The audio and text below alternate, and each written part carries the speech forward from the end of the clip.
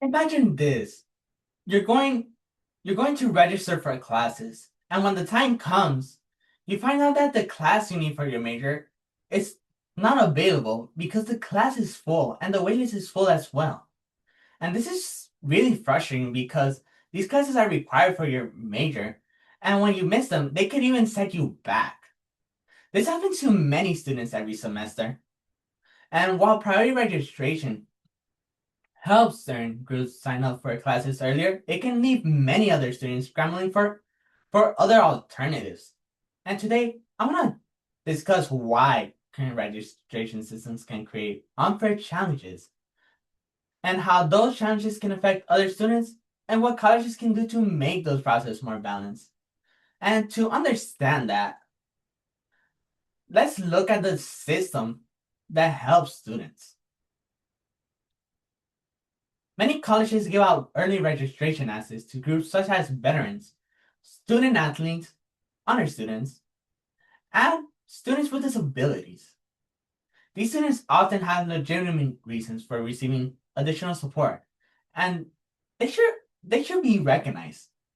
But the problem is that some courses fill up way too fast, and by the time people like you or me register, or even are allowed to register, these classes are not even available by the time we had time to register.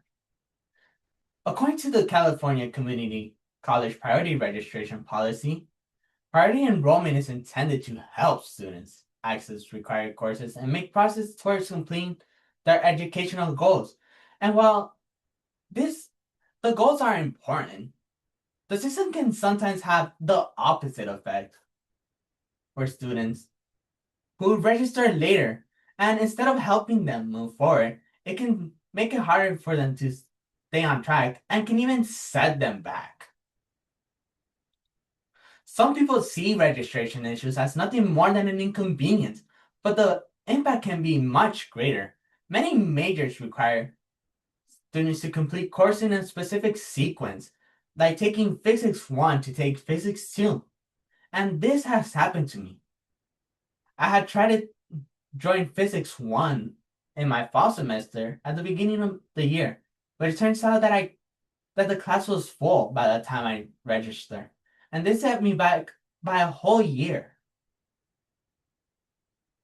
If a student can't get into one class, they might have to wait for next semester or even a year before graduation to even take that class.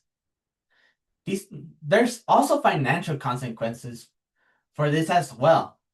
Additional semesters also means that you have to pay more to get your major by taking more classes to get your FAFSA, which means that the FAFSA won't even cover it, which means that you had to pay it out of your own pocket. So that means you'll have to be paying tuition, books, transportations, and other expenses, which can sometimes leave some students to debt. And beyond the cost, constantly adjusting schedules and worrying about required classes can be stressful and discouraging. Research, research supports what many people already experience firsthand. Getting the right classes at the right time plays a major role in academic success. A study published in the American Economic Journal found out that students who received structural support to stay on track were much more likely to graduate than those who did not. And this really suggests that when colleges really help out students maintain steady academic process, the graduation rate improves. And another research published in the Journal of Post-Secondary Student Success found out that barriers such as limited courses availability can reduce students' chances of even completing college. And to simply put it, students cannot move forward if they cannot access the classes they need for their majors or to transfer. Registration issues can have a direct effect on graduation outcomes.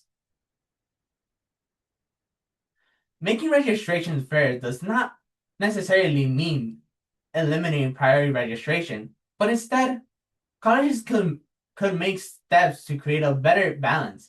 They could increase the numbers sections for high demand classes, reserve a limited number of seats for students who register later, or maybe even regularly review registration policies to ensure they are serving the entire student population.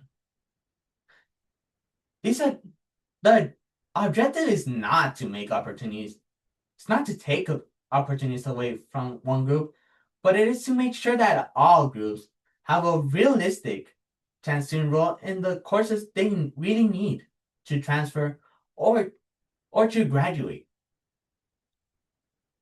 A more balanced registration system will benefit both students and colleges at the same time. And the National Academic Society report that students often face multiple obstacles that can delay or prevent degree completion.